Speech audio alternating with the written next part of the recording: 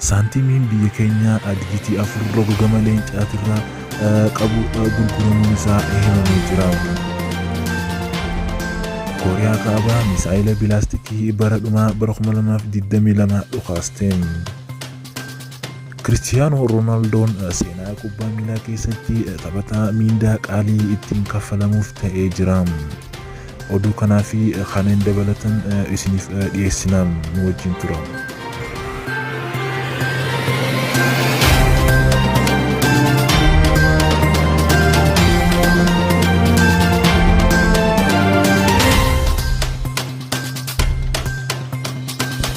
Daandiin qilleensa Itoophiyaa fedhii namoota gara Maqalee imaluu barbaadan bu'uura godhachuun lakkoofsa guyyatti balali'uu guddisuu akka danda'u ibse. Wanti miidiyaa hawaasummaa irra jiruu fi wanti lafarratti argamaa jiru garaagarummaa akka qaban, kana malees wantoota garaagaraa hedduun dubbatamaa jiraachuu ibsanii jiru. Bal'ina oduu kana isaa roobaatu isiniif qopheessa. Dhaabbatichatti hojii gaggeessaan damee daldalaa obbo Lammaa Yaadataa BBC'tti akka himanitti wanti miidiyaa hawaasummaa gubbaa barraa'aa fi haqni lafa jiru gargar jedhe. Sababa waraana kaaba Itoophiyaa tureef waggaa fi ji'a ja'a oliif balaliin xiyyaaraa adda cituu ture akka lakkoofsa Itoophiyaatti gaafa roobii muddee 19 bara 2015tti gara Maqaleetti balali'uun jalqabeera.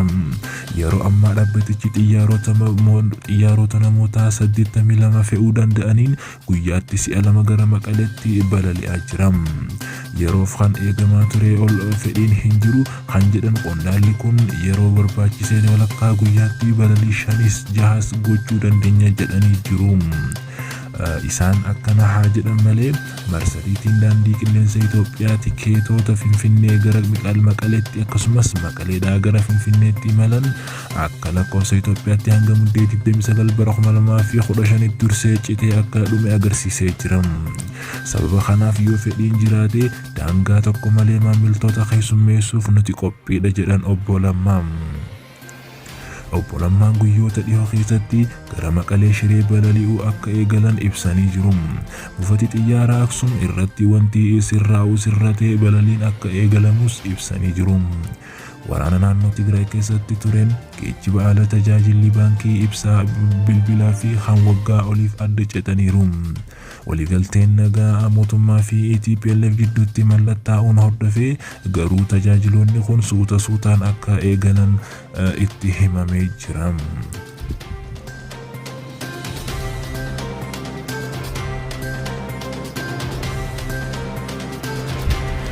Jidduutti gama ispoortiitti isin dabarsina. Cristiano Ronaldoon seenaa kubbaa miilaa keessatti taphataa miindaa qaalii ta'ee dubbatame.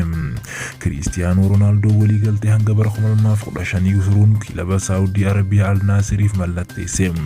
Oduu dabalataa kanaaf bilisaa roobaan qophii keenya qopheessi akkuma argitan kanatti qopheessa. Taphataan ijoollee lammii Portugaal akka waliin dubbii kilaba duraanii Manchester Unitediin qeequun booda kilabii gadhiisee ture. Ronaldoon seenaa keessatti mindaa olaanaa ta'e doolaarii miliyoona 214 waggaatti kaffalamuuf jira jedhame. Ronaldoon dabaluunis kubbaa miilaa Awurooppaa keessatti wanniin injifachuuf karoorfadhe hunda irra aanuu kootti carraa qabeessa jedhe. Amma immoo muuxannoo koo Eeshiyaa keessatti qooduuf yeroonsaa amma jedhe. Al-Naasir Liigii Saawudii keessatti shaampiyoonaa yeroo 9 yoo ta'u waliigaltee taphatichaa waliin mallatteesseen seenaatu raawwatama jira jedhe.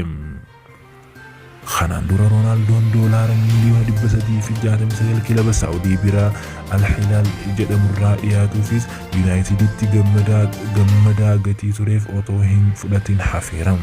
Ronaldoon dhihoo kana waancaa addunyaa Qaataar qopheessite irratti biyya isaa Poorchugaaliif taphateera. Kanaanin waancaan addunyaa fiifaan qopheesse 5 irratti galchii lakkoofsisuun nama jalqabaa jedhamee jira. Amma immoo gama oduu biyya keessaatiin oduu yerootiin isinitti dabarsina. Saantiimni biyya keenyaa dijitii 4 roga gama leencaatiin qabu gurguramaa jiraachuun himamaa jira. Torbee dabree dubbiin baatiif deemaa jiruun kun saantiimni yookaan qarshiin tokko birrii 4,000 gurguramuu jiraachuun himamee jira. haa ta'u malee saantiimni barbaadamaa jiru saantiima gama leencaatiin gama jalatti lakkoofsa giizii dijitii 4 kan qabu qofa yoo ta'e qofa jedhamee jira. Amma garuu gabaasni bahaa jiru dubbiin yookaan ajandaa waa'ee ikonomii irratti jedhamee jira. Kanaaf saantiima gatiin guddaan ni binna jedhamee jiru kun kan lakkoofsa giizii dijitii 4 gurgurama jedhamee dubbatame. Shororkaa ikonomii kaasuuf jedhamee kan kayyeeffatame ta'uu ragaan garii addeesse. Shororkaa kana hojjechuudhaaf baajanni akka baheefis ibsanii jiru. Wanti isaan akkana godhuuniif fedhaniif waa sadii qofaaf akka ta'e ragaan addeessee jira. Inni jalqabaa saantiimni kun magaalaa keessaa akka dhabamuuf kan hojjetamaa jirudha. Sababiin isaattis akka qaala'insi jireenyaa ol ka'ee biyyoota keenya keessatti dararamaniif kan qopheessanidha. Inni lammaffaa saantiimni kun maallaqa guddaan akka sharafamu erga biyyaaf himamee booda akka namni dhugatti fudhatee baasii kanaa ol hanga ta'utti jedhanii haga manatti awwaallataniif hojjetamaa jiraachuun karoorfamee jira. Inni isa sadaffaatiif raawwii kana raawwataniif namoota beekamtii qaban irraa hamma tokko bitanii akka olola kaasaniif karoorfatanii jiru. Akka namoonni biroo irratti xiyyeeffatanii ittiin kaayyeeffatanii walitti qabaniif saantiima kana walitti qabaniif dubbatamoo jira.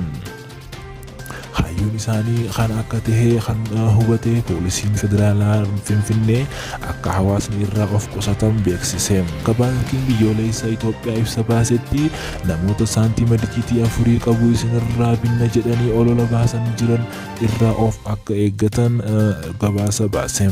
Saantiimni barbaadamaa jiru kun uummataan qaala'insa jireenyaatii itti fufiinsa argisiisuu fi dhugaa irraa kan fagoo ta'e gabaafamee jira.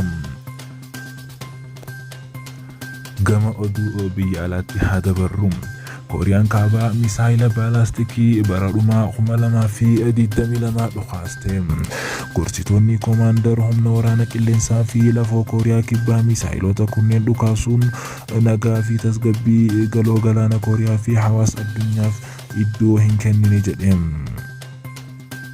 Eegduun qarqara galaana Jaappaan misaayilli tokko galaana keessatti akka kufee himee ture. Kooriyaan kibbaa diroonii magaalaa guddoo biyyattii Soowulitti siqee balali'uu turetti dhukaasa akeekkachiisaa jeettii fi heelikooptariiwwan itti ergitee turte. Jalqaba ji'a kanarratti Ameerikaa fi michoota ishee yaalii misaayilaan walqabate qondaaltota olaanaa Kooriyaa kaabaa 3 irratti qoqqobbii ka'anii jiru. Hariiroon Kooriyaa kaabaa fi kibbaa erga pirezidaantiin Kooriyaa kibbaa Yoon Suk Yeol caamsaa keessa gara aangootti dhufanii itti hammaate. Kooriyaan kaabaa immoo hoggansa Kim Jong Un sagantaa oomisha meeshaa waraanaa hogganuu jalatti jabaachaa dhufte. Dhiyoo kana